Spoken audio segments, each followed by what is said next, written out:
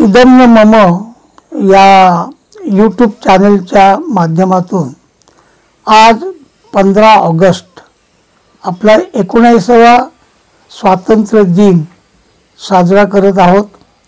त्या निमित्ताने काही गोष्टी मी आपल्याशी बोलणार आहे। 15 ऑगस्टला आपला स्वातंत्र्य दिन झाला हे खरं आहे, परंतु इसवी सन 712 मध्ये मोहम्मद बिन कासिमने केलेली स्वारी जर आपण गृहीत धरली तर तिथून अनेक प्रकारच्या लोकांनी देशावर पारतंत्र्य लादलं। डच, फ्रेंच, पोर्तुगीज, इंग्रज, मोगल, मुसलमान हे सगळे आपण पाहतो ज्यांनी आपल्यावर हल्ले केले।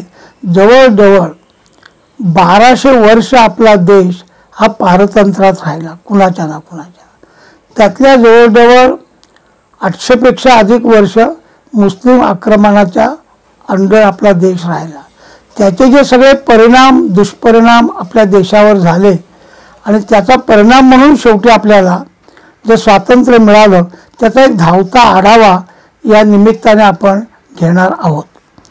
आपल्या देशामध्ये मी ज्यांचा उल्लेख केला ते सगळा मागचा काळ जरी आपण सोडला तरी विशेषतः स्वामी विवेकानंदानंतर स्वामी विवेकानंद, योगी अरविंद, लाल, बाल, पाल या अनेक मंडळींनी जे संघर्ष केले आणि बंकिमचंद्र त्याच्यानंतर रवींद्रनाथ टागोर अशा साहित्यिकांनी एक वंदे मातरम आणि जनगणमन लिहिलं। या सगळ्यांचा जो परिणाम सगळ्या देशभर चालू होता, परंतु स्वातंत्र्याचा धगधगता इतिहास आपला आहे। हे 1857चं स्वातंत्र्य युद्ध हे पुस्तक लिहून आपल्यासमोर सावरकरांनी मांडलेलं आहे। इतिहासाची 6 सोनेरी पानं लिहून आपला देश केवळ पारतंत्र्यात राहिला नाही, तो सतत संघर्षरत राहिला, अनेक ठिकाणी विजय मिळवत राहिला, हेही आपल्यासमोर सगळं मांडलं गेलेलं आहे।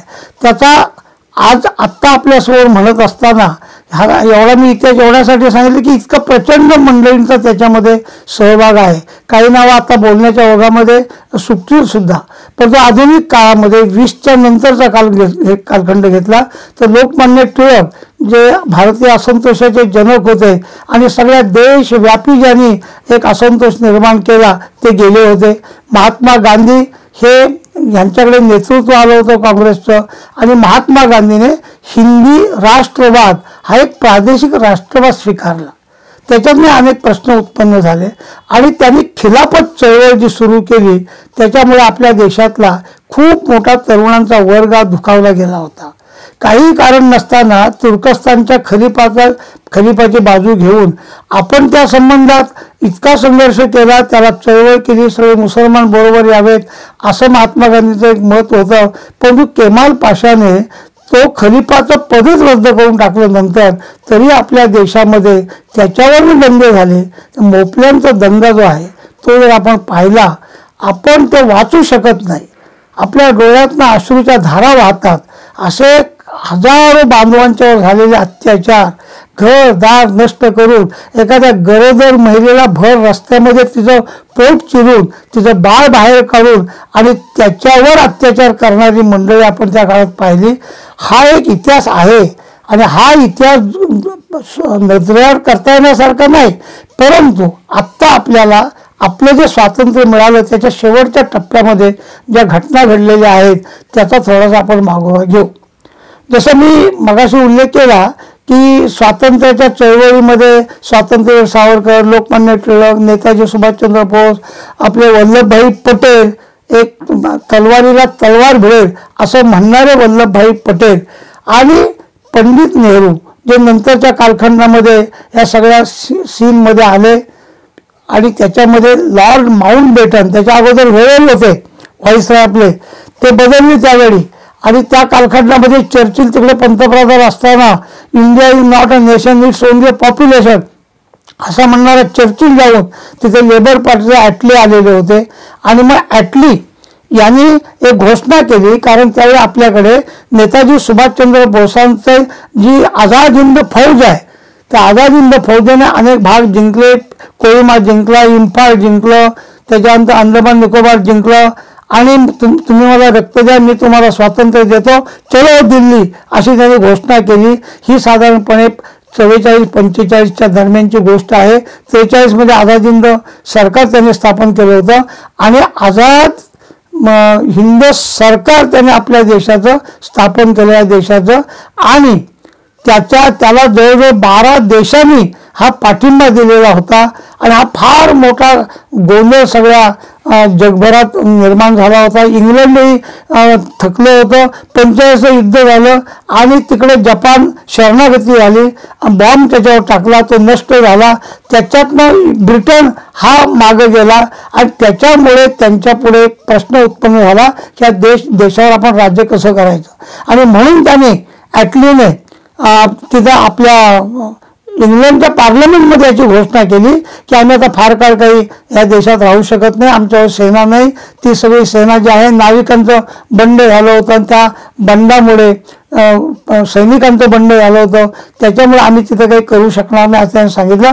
आम्ही साधारणपणे 48 पर्यंत आम्ही यांना स्वातंत्र्य देऊ, अशी त्यांनी ती घोषणा केलेली होती. या कालखंडामध्ये बदल झाला की तिकडनं लॉर्ड माउंटबॅटन इथं आले. लॉर्ड माउंटबॅटन आले. अत्यंत अनेक ठिकाणचा अनुभव त्यांना होता, अनेक ठिकाणी त्यांनी लढाया लढलेल्या होत्या आणि इंग्लंडमधला एक अत्यंत प्रख्यात असा तो ग्रस्त होता. तो आला, त्यांनी सगळ्या देशाची स्थिती बघितली, अनेक ठिकाणी प्रवास केला, अनेक लोकांच्या गाठीभेटी घेतल्या आणि मग त्यांच्या लक्षात आलं की या देशामध्ये संघर्ष जो आहे हा संघर्ष काय आपण थांबवू शकणार नाही आणि म्हणून या देशाला 48च्या पूर्वीच आपल्याला स्वातंत्र्य दिलं पाहिजे अशी भूमिका त्यांनी मांडली. आणि ती भूमिका मांडल्यानंतर मग त्यांनी जे प्रस्ताव मांडला तो प्रस्ताव हा फाळणीचा प्रस्ताव होता. हा फाळणीचा प्रस्ताव मांडत असताना त्या कालखंडामध्ये मोहम्मद अली जिना लोकमान्य टिळकांचे ते भक्त पण होते, त्यांचे केस पण त्यांनी चालवली होती, लखनौ करार त्यांच्यामुळे झालेला होता. परंतु ते एक राष्ट्रभक्त आहेत असं सगळ्यांचं एक सामान्यपणे मत होतं. हळूहळू ते बदलले. महात्मा गांधीची त्यांचा मतभेद झाला आणि मग त्यांच्या सगळ्या भाषणातनं एक हळूहळू एक आम्हाला वेगळं राष्ट्र पाहिजे अशी भावना आली. रहिमत अली नावाच्या एका गृहस्थाने खूप अगोदर केम्ब्रिज विद्यापीठाचा तो एक विद्यार्थी होता, त्यांनी पहिल्यांदा पाकिस्तान जवळजवळ 1933च्या दरम्यान असेल पाकिस्तानचा उल्लेख केला होता. हा देश हा पाकिस्तान झाला पाहिजे. परंतु त्यावेळी हा मूर्खपणाची गोष्ट आहे असं मोहम्मद अली जिनाने त्यावेळी म्हटलं होतं. पण नंतरच्या कालखंडामध्ये ज्या घटना घडत गेल्या त्याच्यामध्ये जे विविध प्रकारच्या त्यांच्या मिटिंग झाल्या, अनेक लोक काँग्रेसचे अध्यक्ष पण होते, त्यांची मांडणी जी होती ती हळूहळू हे विभाजनाकडे जाऊ लागली आणि महात्मा गांधी आणि त्यांच्यामध्ये मतभेद जरी झाले तरी महात्मा गांधी त्यांना सुद्धा पंतप्रधान करायला तयार होते, परंतु देशाची पाळणी होता कामा नये अशी त्यांची भूमिका होती. त्याने असं म्हटलं होतं की व्हिविसेक्ट माय बॉडी बिफोर व्हिविसेक्ट इंडिया, भारताचे तुकडे करण्यापूर्वी माझ्या शरीराचे तुकडे करा आणि मग भारताचं विभाजन करा, अशी भूमिका त्यांनी घेतली होती. ती भूमिका सुद्धा लॉर्ड माउंटबॅटन हे त्यांच्याशी अनेक मिटिंग्स केल्या, त्याच्यातनं महात्मा गांधींचं हळूहळू मतपरिवर्तन झालं. आणि जो हाकार त्या कालखंडामध्ये माजला त्यावेळी 1944मध्ये त्यांचं एक भाषण आहे. त्या भाषणामध्ये ते असं म्हणाले की पहा जरा की ज्या माणसाबद्दल मी अगोदर एक उल्लेख केला त्या माणसाची भूमिका हळूहळू कशी झाली बा. त्यांचं असं म्हणणं होतं की या देशामध्ये जो पहिला मुसलमान हा झाला या देशातला, ज्या वेळी ज्या काळी आणि ज्या परिस्थितीमध्ये तो जो मुस्लिम झाला त्याच दिवशी पाकिस्तानची निर्मिती झाली. म्हणजे भूमिका इतकी स्पष्ट त्याच्यामध्ये मांडली त्यांनी.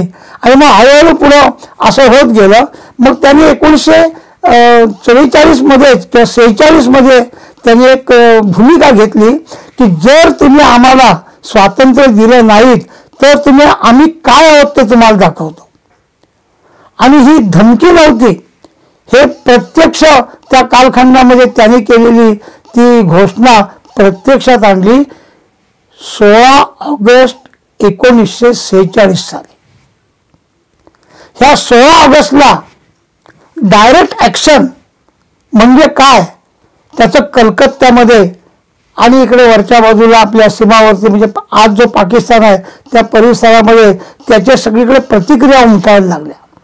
त्याच्यामधल्या कलकत्त्यामध्ये, एका कलकत्त्यामध्ये किती संघर्ष, किती आपल्या लोकांना किती त्रास व्हावा, काय काय त्यांनी करावं त्याच्यामध्ये. नुसता एक कलकत्त्याचा मी उल्लेख करतो की भर रस्त्यामध्ये 10,000 हिंदूंना कत्तल केली, त्यांना ठार मारलं, तलवारीने मारलं, महिलांच्यावर बलात्कार केले, अनेक महिलांना पळवून नेलं, अनेकांना तिथल्या सैनिकांच्याबरोबर निकाल लावून दिला आणि त्यांच्या बरोबर राहायला सांगितलं.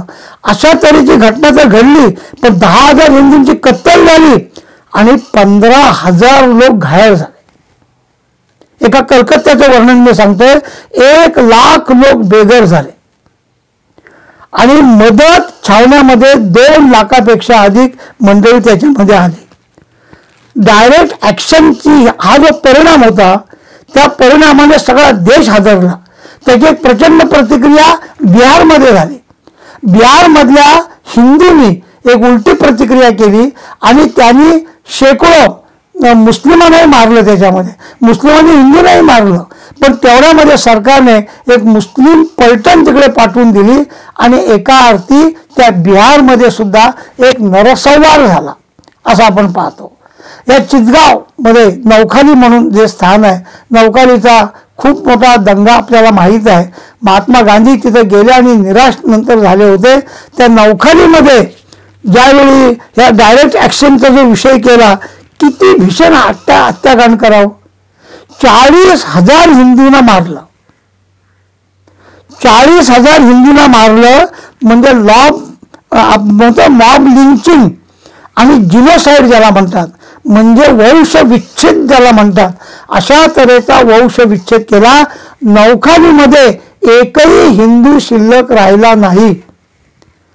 इतकी भयान परिस्थिती ज्यावेळी यांनी पाहिलं, महात्मा गांधीने ते नौखालीमध्ये जाऊन आले. नौखालीमध्ये लोक ऐकण्याच्या मनस्थितीमध्ये नव्हते आणि मग त्यांच्या विरोधातही हळूहळू वातावरण उत्पन्न झालं आणि मग त्यांनी त्या कालखंडामध्ये खिलाफत जी त्याने आत्तापर्यंत सांभाळलेली होती, खिलाफतीचा विषय करत होते, ती खिलाफत चळवळ सुद्धा त्यांनी त्या काळात मागं घेतली. परंतु वेळ निघून गेली होती. मोपल्याचा जो नरसंहार आहे तो कोण विसरणं शक्यच नव्हतं. या दुसऱ्या बाजूला पंजाबच्या परिसरामध्ये पंजाब हा धगधगता पंजाब राहिला. ह्या कालखंडामध्ये हा एवढा प्रचंड नरसंहार होत असताना आपल्या देशाला एका बाजूला आपण स्वातंत्र्य मिळावं म्हणून प्रयत्न करतो आहोत आणि दुसऱ्या बाजूला असा नरसंहार चालू आहे. ह्या नरसंहारामध्ये लोकांना सांभाळलं कोणी?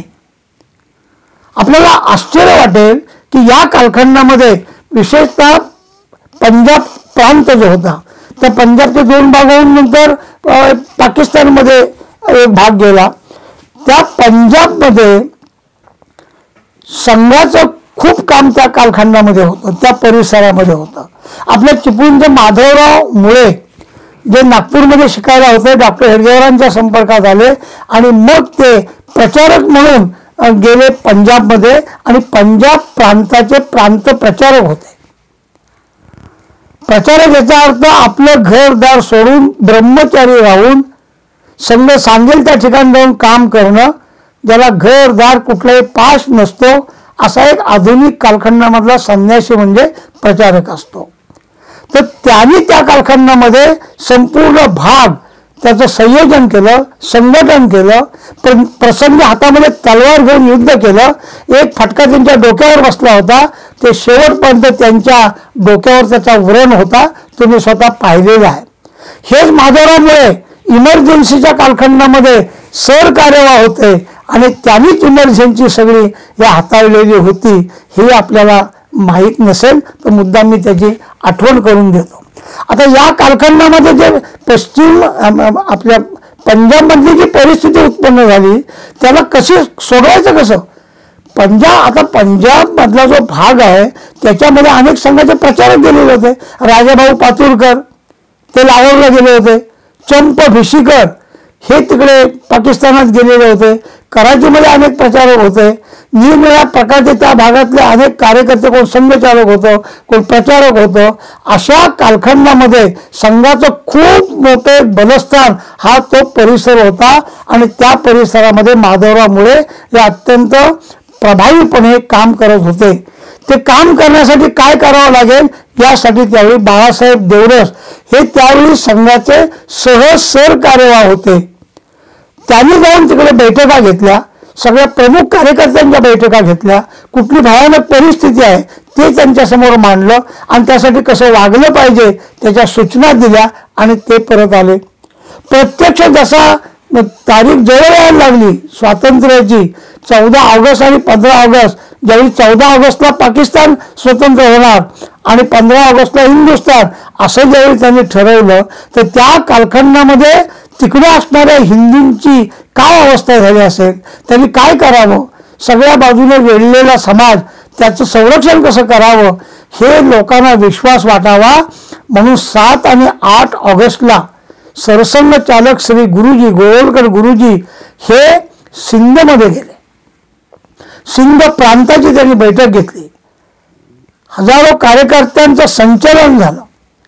त्यांनी तिथे सांगितलं की आपल्या समाजाचं संरक्षण आपण केलं पाहिजे, आपण जिथे उभे आहोत तिथे ठामपणे उभं राहिलं पाहिजे, हिंदू समाजाला सगळ्या प्रकारचं संरक्षण आपण केलं पाहिजे. आणि नंतर ते आपल्या देशामध्ये आले आणि नंतरचा कालखंड असा आपण पाहतो की या सगळ्या कार्यकर्त्यांनी तो सगळा संघर्ष आपल्या अंगावर घेतला.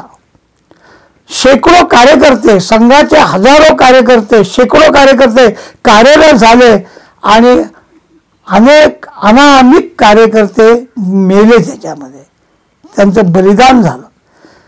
श्री गुरुजींनी त्यांना एक वाक्य सांगितलं होतं की इथून निघणारा हिंदू, शेवटचा हिंदू इथनं बाहेर पडेपर्यंत तुम्ही आपली जागा सोडायची नाही, हे आपल्याला गाडून घ्या, इथे डटके रहो या, हे त्यांनी सांगितलं. आणि मग अशा तऱ्हेचे शेकडो हजारो कार्यकर्ते इकडे आलेच नाहीत, परत ते तिकडेच राहिले आणि तिथंच गेले. हे ज्यावेळी कळलं त्यावेळी पूजनीय गुरुजींचं त्या संबंधातलं एक खूप मोठं वाक्य आहे की ज्याचा आपण विचार केला पाहिजे.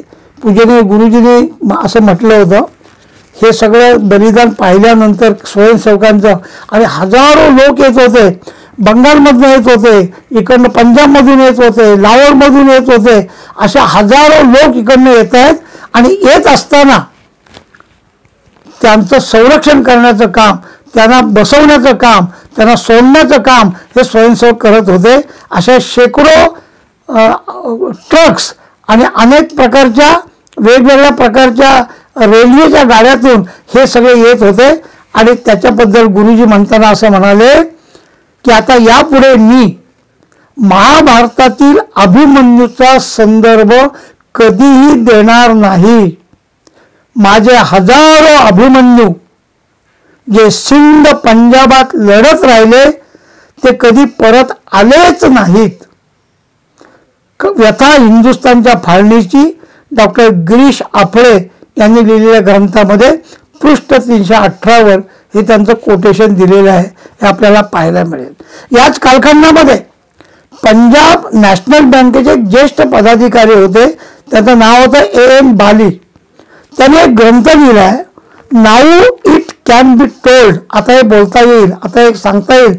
आणि त्यात त्यांनी लिहिलं, त्यांनी कृतज्ञतापूर्वक असा उल्लेख केला आहे की संघ हाच एकमेव हिंदूंचा तारणहार होता, तर श्री गुरुजी हे त्याचे नेते होते.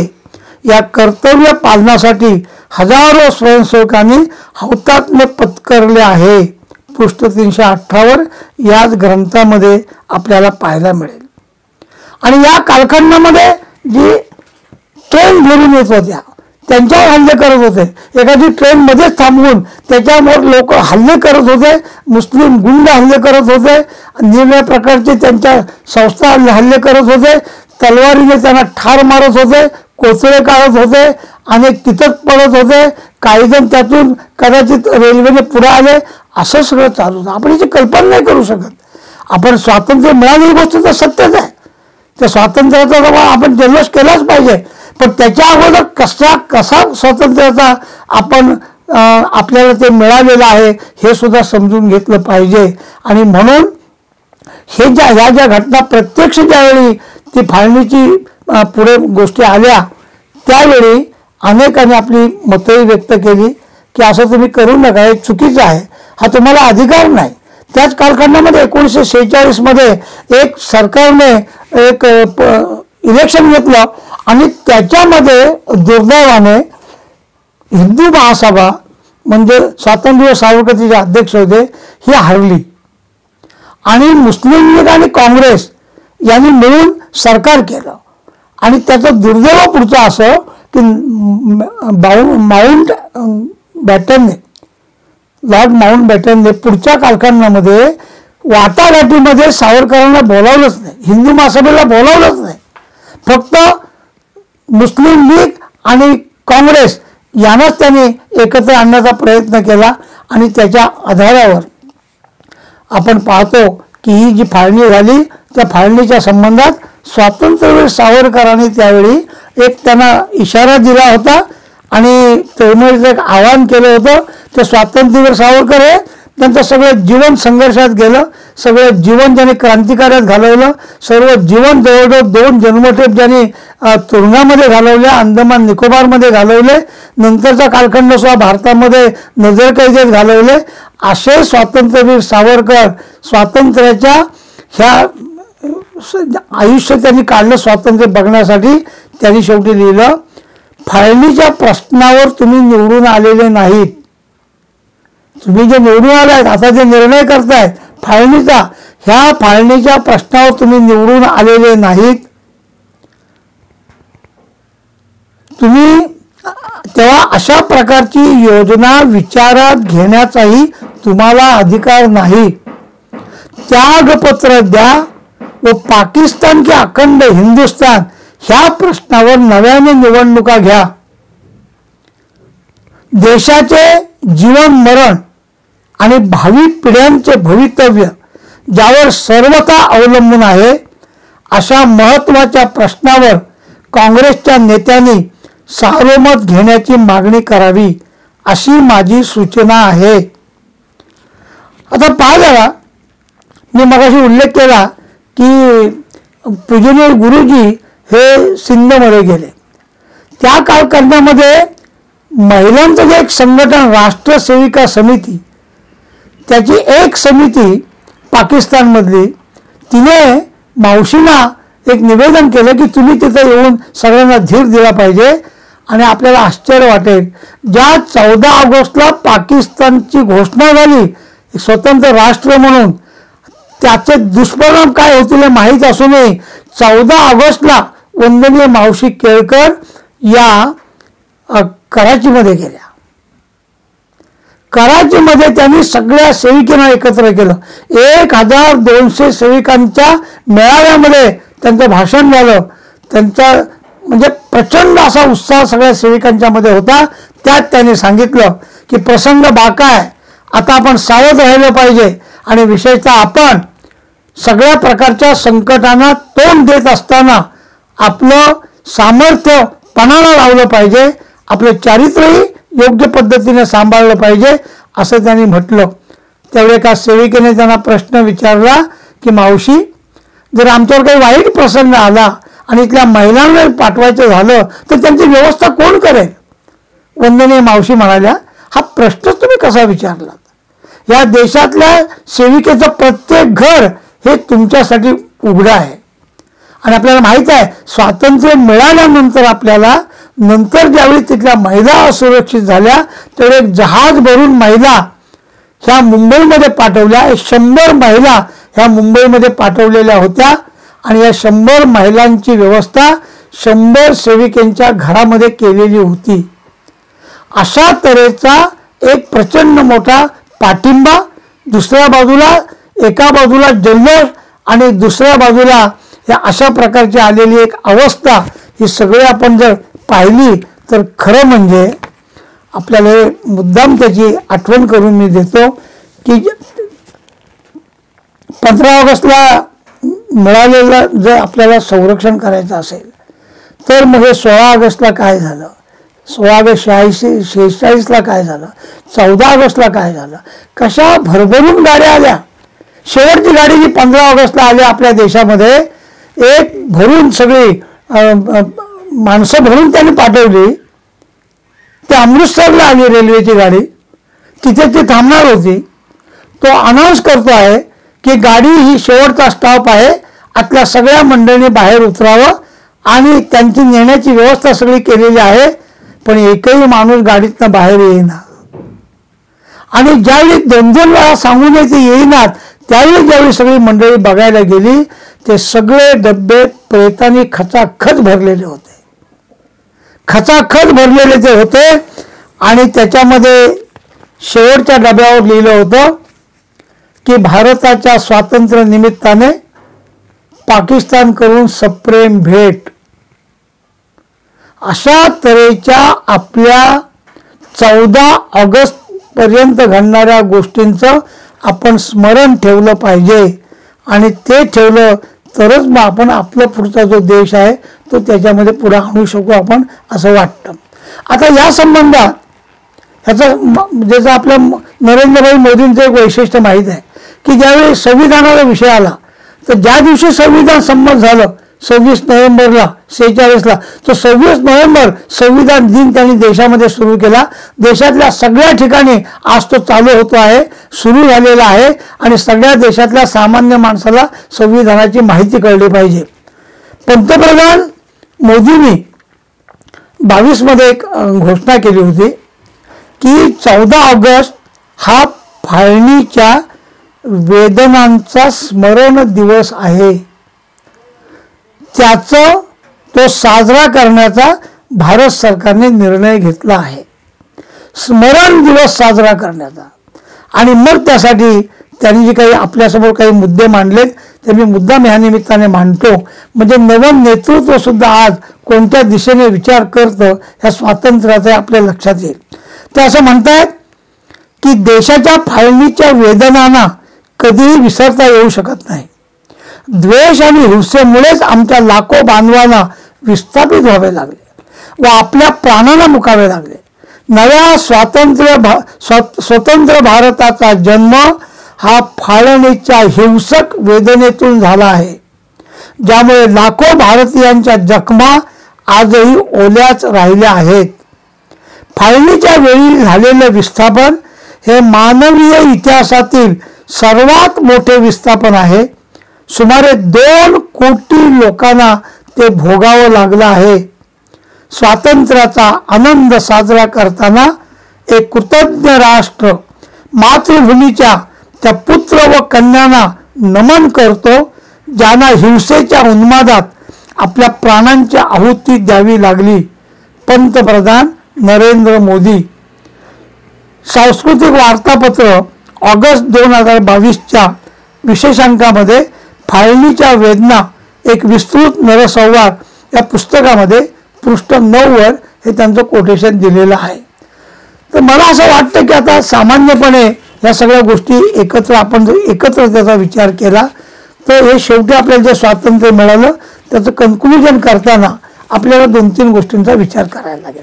स्वातंत्र्य मिळालं कशामुळे मिळालं, तर क्रमांक 1 त्याच्यातला आहे की आपल्या देशामध्ये जे हिंसात्मक क्रांती झाली, क्रांतिकारकांचे जे प्रयत्न झाले, आझाद हिंद फौजेचे जे प्रयत्न झाले, मगाशी मी उल्लेख केला, वायुसेना आणि जलसेना ह्याच्यामध्ये जो विद्रोह झाला आणि त्याचा परिणाम म्हणून ब्रिटनच्या राजकारणावर सुद्धा झाला, हे त्याचं एक कारण. दुसरं कारण एक जनजागरण सगळीकडे झालं. वंदे मातरम हा एक मंत्र झाला त्या कालखंडामध्ये. स्वदेशी जागरण हा एक दुसरा मंत्र झाला जो लोकमान्य टिळकांनी दिला होता. आणि वंगभंग ह्याच्यामध्ये सगळ्या देशभरामध्ये लाल बाल आणि पाल याने सगळ्या देशात संघर्ष घडवला, तो निर्णय मागं घ्यायला लावला होता असा तो कालखंड. आणि सविनय आज्ञाभंग, हातात शस्त्र नाही तर आज्ञाच पाळायची नाही सरकारची, विनयपूर्वक सविनय आज्ञाभंग.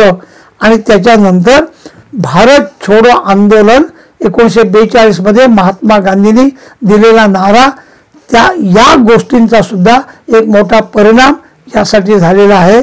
आणि तिसरी गोष्ट की द्वितीय महायुद्धानंतर एक बदललेली आंतरराष्ट्रीय परिस्थिती, या आंतरराष्ट्रीय परिस्थितीमुळे आपल्याला माहीत आहे की जपान उद्ध्वस्त झाला, त्यांनी माघार घेतली, ब्रिटनचे हार झाले त्याच्यामध्ये, आणि त्यामुळे ब्रिटनमध्ये प्रश्न उत्पन्न झाले आणि एवढ्या मोठ्या देशाला सांभाळायचं कसं हा त्यांच्यापुढे प्रश्न उत्पन्न झाला. आणि म्हणून त्यांनी आपल्या पार्लमेंटमध्ये ते घोषणा केली की आम्ही हा देश पुन्हा काही सांभाळू शकत नाही. अशा 3 प्रमुख कारणांच्या आधारावर आपला देश स्वतंत्र झाला आहे. आता जो देश स्वतंत्र झाला, जरी पुन्हा आपल्या मनात एक अखंड भारताचं स्वप्न असलं, पण तो जो देश स्वतंत्र झाला आहे, खंडित का होईना पण तो स्वतंत्र झाला आहे, तो स्वतंत्र झाला आहे, तो कसा साजरा करावा याचं उदाहरण स्वातंत्र्यवीर सावरकरांच्या जीवनामध्ये मिळतं. स्वातंत्र्यवीर सावरकर त्यावेळी हा स्वातंत्र्य उत्सव आपण साजरा केला पाहिजे असं म्हणायला लागले, तर त्यांच्या अनेक मित्रांनी, अनेक त्यांच्या अनुयायांनी विरोध केला की हे खंडित आहे, आपल्या देशाचे पार्टिशन झाले, ते कसं आपण साजरा करायचं. स्वातंत्र्यवीर सावरकर म्हणाले खंडित का होईना पण आपल्याला स्वातंत्र्य मिळालं आहे ते आपण साजरं करावं. आणि म्हणून स्वातंत्र्यवीर सावरकर एका हातामध्ये तिरंगा ध्वज, एका हातामध्ये भगवा ध्वज घेऊन आपल्या सावरकर सदन आज जे मुंबईला आहे ते आपल्या घरामध्ये ते आपल्या वरच्या शेवटच्या मजल्यावर आले आणि वरती त्यांनी या दोन्ही ध्वज आपले हे फडकावले आणि स्वातंत्र्य दिन त्यांनी साजरा केला. आज आपल्या पिढीला ज्यांनी स्वातंत्र्य केलं, हजारो लोक त्याच्यामध्ये गेले, ज्यांचं बलिदान झालं, सर्वस्व ज्यांचं नष्ट झालं, हे केवळ आपल्या मातृभूमीसाठी झालेलं आहे. आत्ता आपण स्वातंत्र्यामध्ये आत्तापर्यंत स्वतंत्राचा विचार करत नव्हतो. आता आपल्या स्वातंत्र्याचा स्वतंत्राच्या आधारे प्रत्येक ठिकाणचं एक नवीन आपल्याला संसद भवन आलं ते स्वतंत्र आहे. तिथे आपल्याला माहिती आहे की एक राजदंड आला तामिळनाडूमधून, त्यावेळी त्या कालखंडामध्ये सत्ता बदलली तर एक राजदंड हातात देऊन, सेंगॉल त्याला असं म्हणतात, देऊन तो बदल करत असत, तो आपल्या इथं आलेला आहे. नवीन योग दिन हा दुनियाने स्वीकारलेला हा आपण पाहिलेला आहे. आपल्याला माहित आहे की सगळ्या लोकांचं एक नेतृत्व आज करतात नरेंद्र मोदी, आणि जगातल्या 23 राष्ट्रांनी आपल्या देशातले सर्वोच्च पुरस्कार हे त्यांना दिलेले आहेत. जगामधलं एक नवं नेतृत्व उभं राहत आहे. याच कालखंडामध्ये संपूर्ण देशामध्ये, देशाच्या बाहेर आणि देशाच्या आत सुद्धा आपल्या देशामध्ये विरोधी पक्ष नेत्यापासून सगळे जगातल्या अशा सगळ्या लोकांच्या हातात हात घालून हा देश खिळखिळा करण्याचा प्रयत्न करतायत. त्यांना आपण जिथे उभे आहोत, जिथे आपण आपल्या जागेमध्ये आहोत तिथे उभं राहून सर्व प्रकारचा विरोध करून एक विधायक दृष्टिकोन माझ्या देशाचा, या देशामधली सगळे माझे भारतीय आहेत आणि माझे भारतीय बांधव आहेत, ही जी माझी संस्कृती आहे ही सगळ्यांची एक संस्कृती आहे. या संस्कृतीचं संरक्षण करण्यासाठी आणि आलेलं स्वातंत्र्य स्वतंत्राच्या आधारावर पुन्हा एकदा उभं करून ते टिकवणं आणि जगाच्या विश्वगुरुपदी जाणं, कुर्वन्त विश्वमार्यम, सगळ्या जगाला आम्ही आर्यमय करू, सुंदर करू, चांगले करू, सद्विचारी करू, अशा तऱ्हेची भूमिका बजावण्याचं काम ह्या कालखंडामध्ये आपल्या पिढीकडे आलेलं आहे. ते आपण बजावूया. या निमित्ताने आपल्या सगळ्या देशामध्ये बलिदान दिलेल्या सगळ्या हुतात्म्यांना मानवंदना देत, गरज पडली तर पुन्हा या देशाच्या अखंडत्वासाठी हौतात्म्य पत्करू अशी शपथ घेऊन या निमित्ताने माझं बोलणं मी संपवतो. धन्यवाद.